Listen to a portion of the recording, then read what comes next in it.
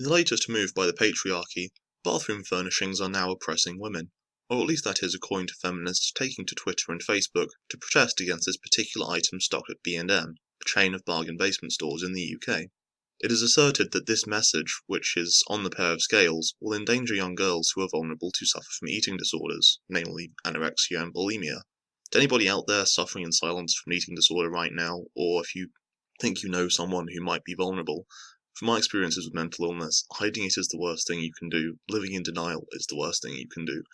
I know how hard it is to reach out for help, and it feels like things will just get worse, but that first step uphill is the first one to recovery, and you'll be surprised how compassionate people can be once you let them into your life and share those burdens.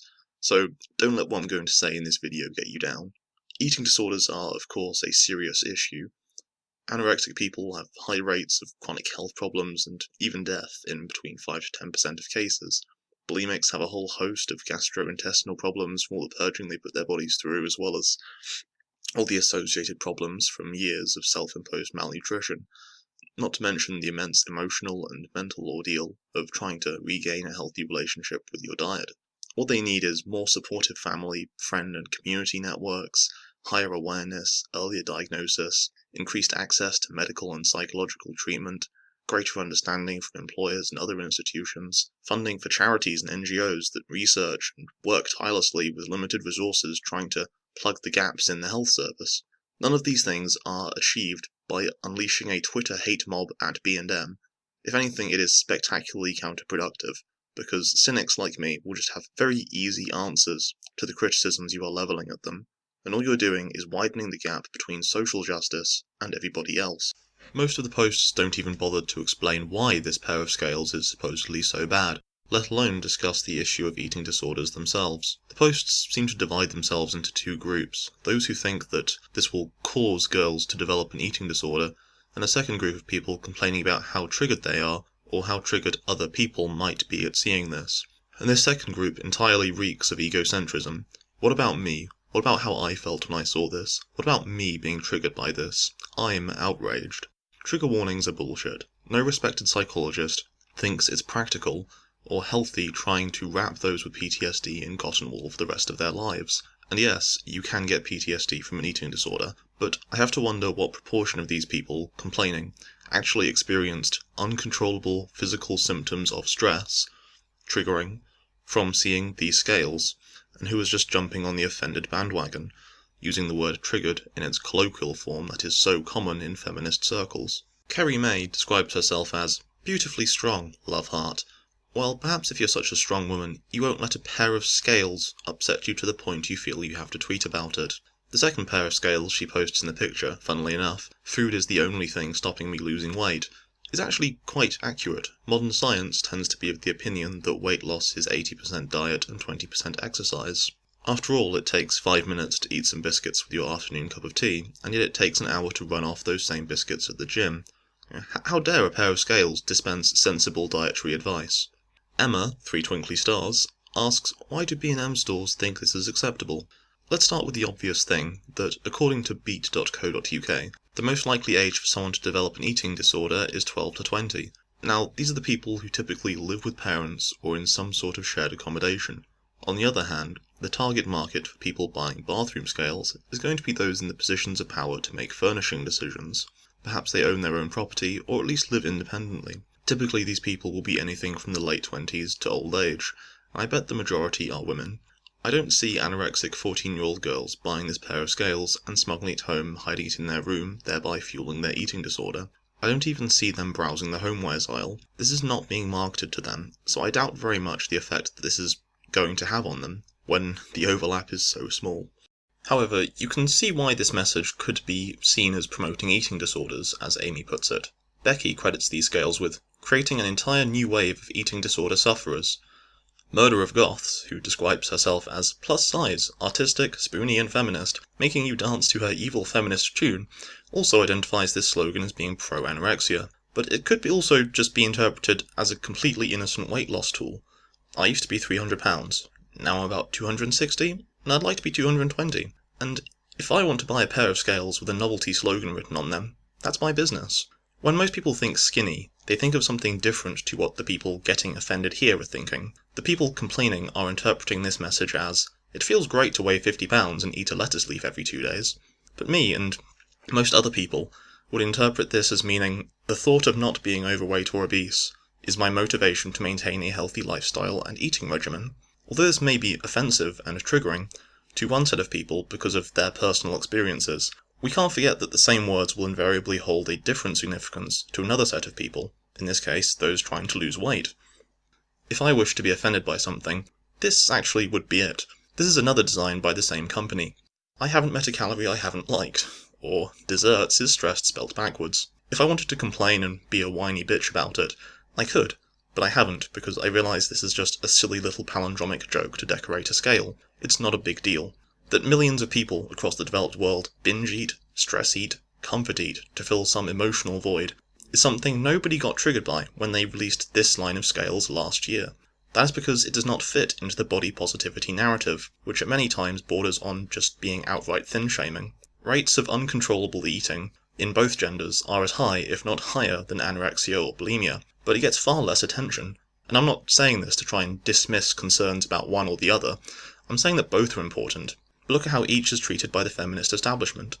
A pair of scales that, if I wanted to interpret it maliciously, is saying, go ahead and eat dessert until I become 400 pounds and have my limbs amputated. That is somehow a joke that is brushed off. It's absolutely fine, according to social justice. A message that trivializes the issue of hyperphagia, overeating, in this case high sugar puddings, that's cool, but not one that encourages people just to become a bit skinnier, when as a percentage of the population, overweight and obese people dwarf the number of people with anorexia and bulimia. A sad indictment of feminist culture and welfare officer at Leeds Uni Union, Freya fantastically demonstrates a great free market capitalist solution to a problem like this. It's really Darwinian, and it is, if you don't like the product, don't buy it. Move along. Nobody is forcing you to buy one and nail it to the floor of your bathroom. Only one of us is trying to direct a hate mob at a legitimate business whose product you've deliberately chosen to take out of context. And it ain't me. Indeed, taken out of context was exactly what the quote originally was. It was popularised and came into notoriety from a magazine interview with the cocaine-addicted ironing board known as Kate Moss in 2009, who said it off the cuff during a question on whether or not she had any mottos. It wasn't intended as a pro-anorexia slogan. After all, words only have power if you let them. It was the so-called pro-ana community, the large group of anorexia sufferers who glorify their condition and refuse to see it as a form of illness. It was them who took the phrase and twisted it.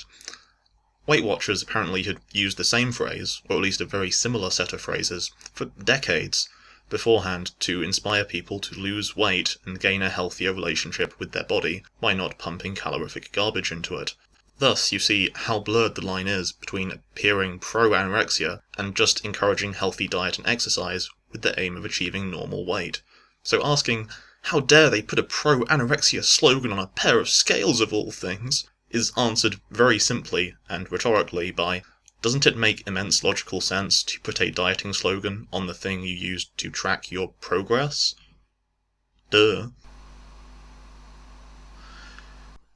The person who started this campaign, a lady called Rachel, posted this on the 24th of March. Would anyone like to join me in writing to B&M and tell them how lovely, nice asterisk placement, disgusting/triggering, to see the phrase I said to my teenage/young adult self that also led me to calling myself a fat disgusting waste of oxygen, often before self-harming just because I had dinner, sold in their shops, on freaking scales, so other impressionable young minds can suffer the same self-hatred.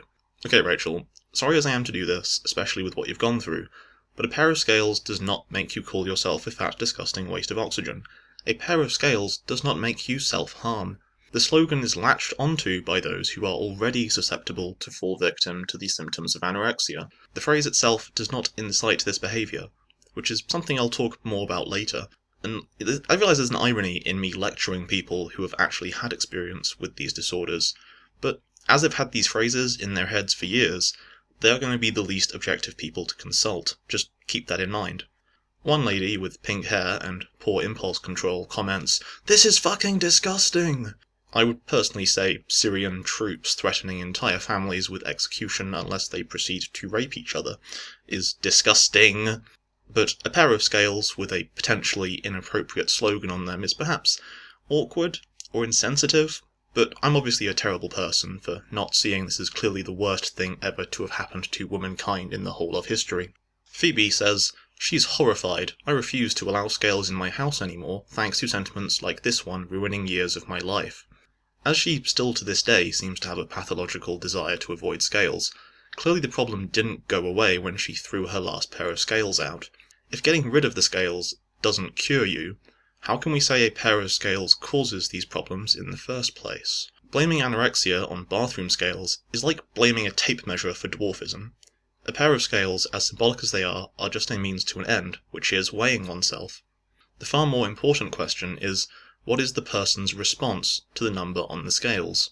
Fundamentally, those suffering from eating disorders such as anorexia nervosa have a complete disconnect between what they actually look like and the body image they see when they look in the mirror. That is what it is, a mental illness, one where reality is distorted. They go to the thin ideal, which sure, many men will find attractive, not all, but many, but then they go beyond that. The relationship with food becomes obsessive, compulsive, unhealthy. It then even goes beyond what men would find attractive. In my estimation, the vast majority of men would not find an anorexic body attractive. That's why they're even used for campaigns, for this purpose. Even a slim or svelte lady would still have subcutaneous fat reserves under the skin that stop her from looking completely emaciated. This extreme mentality is what causes that compulsion for self-starvation. I don't see how a pair of bathroom scales can influence a person's state of mind to that degree. In fact, looking at the literature on the causes of anorexia and eating disorders in general, sorry if I ever get the two mixed up at any point, then forgive me, bathroom scales are nowhere near the top of the list. In fact, it's worth noting that the causes of eating disorders are not actually fully understood, but we still have a fairly good idea. Genetics is first and foremost a very important factor. Anorexia runs in families, and this hereditary link is well documented. I'll put all the links below for reference if you want them. Studies on twins show heritability of between 58 and 74%. There is also a link between eating disorders and family members that have had problems with substance abuse. So, for example, if your granddad had a drinking problem and your mum had an eating disorder, you would be at very high risk of developing one yourself. Also, obstetric complications, i.e. when you're in the womb or at the time of birth, can also influence the odds of developing an eating disorder, as does premature birth. In effect, from the time that you are 1 day old, you may already have been put down a path you can't turn away from. These are factors that create a predisposition, but may not result in an eating disorder in any given individual. There are a lot of other factors to consider, such as childhood trauma. That can include loss of a parent, physical, emotional, or sexual abuse when young. Those all increase the chance of developing an eating disorder in later life as well. These affect a person's self-worth, and by restricting their food in a ritualistic manner, this is often a very primal way of trying to maintain a sense of control in one's life. Puberty, a time of vast hormonal, neurological, and physical change in a girl's life, also puts a lot of stress on them, explaining why over 4/5 of eating disorders emerge in people in their teens. Similarly, a trigger in later life, an intimate partner breaking up with you, parents divorcing, moving house, moving away to university, can push a young person over the edge. And if I mention girls too much, it's because girls are 90% of anorexia sufferers, so sorry if I don't mention the boys very much, that's not a deliberate omission. There's also one more mechanism to make things even more complicated, which is that eating disorders often coincide with some other form of mental illness. The most common are depression, social anxiety, bipolar, and OCD. Some research claims that these are not axiomatic to the eating disorder, such as this 2004 paper with a sample size of 50, where 1/3 of the anorexics in that sample had depression. Other papers, such as this study of 24,000 patients, gives a more complete picture, and the abstract puts the rate as high as 97% of those patients having had one or more other psychiatric disorders on top. According to Kenneth Viner, MD, who is the CEO of Eating Recovery Center, in an article at the HuffPost, 40% of those seeking treatment for an eating disorder will also meet diagnostic criteria for OCD, that's obsessive-compulsive disorder, while another 25% have a substance abuse problem, and or family members with substance addiction histories too. 2/3 of patients show the necessary symptoms to be classed as having depression, and half of those, i.e. a total of 1/3 of those with eating disorders, the depression actually predates the onset of the eating disorder, so that means that it might actually be part of the cause. Moreover, there's even a correlation between females with elevated autistic traits and the likelihood of developing an eating disorder. This may feed back somewhat into the OCD traits that I mentioned earlier, as those are more likely to occur in people higher up the autistic spectrum. And do remember, with all these factors, I am just talking about likelihoods. There are plenty of people who are depressed or socially anxious and don't develop an eating disorder, and there are some people who have eating disorders who developed them after completely problem-free lives. I am talking in aggregates here. This is probably a good time to talk about the social factors. Sabina Verwaag and Janet Treasure's diagram will come in useful once again. Out of 10 factors named under social, only one is cultural, and even that one cultural variable will not consist entirely of the thin ideal. Talking about the thin ideal, in an article ironically titled, "No Living Woman Actually Looks Like Kate Moss," Salon compares a 27,000-year-old fertility goddess to today's supermodels. A common counter-argument by feminists is that, historically speaking, plumpness was considered attractive because it implied wealth and abundance, so that it should be found attractive or at least accepted today. First of all, it's worth pointing out, a lot of men's first reaction to seeing that supermodel would probably be, "Someone give that poor lady a sandwich." Not all men, but just some. And the point is trying to be made is that today, health, or thinness, or fitness as a proxy of health, that's what's prioritised in this age. Is readily available high-calorie fast food. And feminists use this to say that beauty is cultural and subjective, which is true, but it brushes over the fact that obesity is increasing, and will continue to increase in this century. To complicate things even further, in spite of this thin ideal, the number of underweight people as a percentage of the population has actually fallen substantially over the past 50 years. And assuming that we don't go back to the Stone Age anytime soon, food will remain abundant. And on that assumption, for the rest of the future of humanity, obesity, not starvation, will be the main food concern befalling our species. As much as feminists want to hark back to Paleolithic-era Micronesia or Renoir paintings, this is not relevant to today's beauty standards. It's a problem that's here to stay, if you call the thin ideal a problem. Far more important are upbringing and life events. Things that are more abstract have less of an effect, and the more personal, the more potent these things are in the sufferer's life. According to Laurie Penny in a Guardian article, An Aching Hunger, 30% of eating disorder victims have experienced sexual abuse. That's almost 1 in 3. This will certainly be an aspect of the higher rates of depression, anxiety, and low self-confidence we were talking about earlier. As one of the maintaining factors, Verwaag and Treasure name maternal criticism. This could be as blunt as a mother openly being dissatisfied with her daughter's appearance, or it could come in a variety of forms. Under the causes section, notice that occupation, such as athlete, dancer, and model, all have high risks of developing eating disorders. One of the most notorious professions is ballet, which in terms of teaching is mostly female-dominated, especially at the grassroots level. 2/3 of dance teachers are women, and I bet that women would be more likely to teach girls, as they would be specialising in the styles of dance considered most girly, such as ballet. Even though most famous choreographers are male, most famous ballerinas are women, so that's just so you understand the scenario. The rate of anorexia and bulimia is over 4 times higher in these physically demanding professions. And to make things even more complicated, gymnasts and sports players in general have quite a big problem with sexual abuse from coaches and those in positions of power, which feeds back into what I was saying earlier about sexual abuse being 1/3 of those suffering from an eating disorder. Pushing children competitively in general, even in non-sporting areas, can also bring about an increased likelihood of an eating disorder. Children prone to perfectionist tendencies can have that trait exacerbated by demanding authority figures such as parents and teachers. And just like the stress of preparing for a dance performance or a major sporting competition, academic pressure can lead to a desire for control, which may spill over into ritualistic behaviours over what and how they eat. All this leads to a situation where, even if the starting intention is only to limit one's food intake for a short period of time, the body actually resists going back to a normal diet.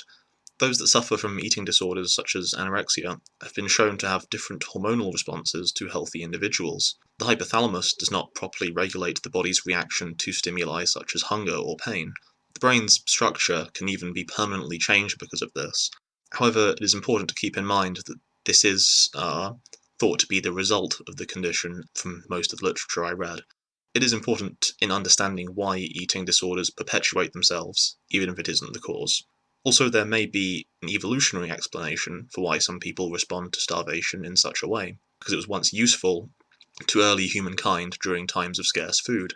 Anorexics may have been more capable of surviving a harsh winter or a forced migration because of depleting food reserves. Similarly, overeating can in many cases be akin to addiction in terms of how the brain adjusts and acts, with the biological imperative obviously being to try and store as much energy as fat as you can in case you fall on hard times, but this reflex is no longer required in an age of plenty.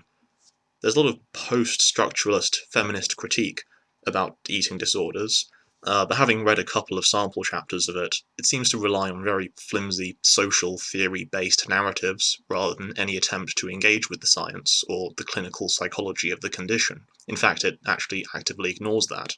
One interesting passage, though, from this book is about how anorexia in the West dates back to at least the 13th century, where women starved themselves, offering piety to God as a justification. Later, these cases have been retrospectively diagnosed as eating disorders. This seems to indicate that those suffering from a disorder use the cultural surroundings to offer up a seemingly justifiable explanation, but the root cause actually runs deeper. Laurie Penny, going back to her Guardian article, actually concurs with this notion, saying that the causes go beyond glossy magazines and airbrushing if the history is that long.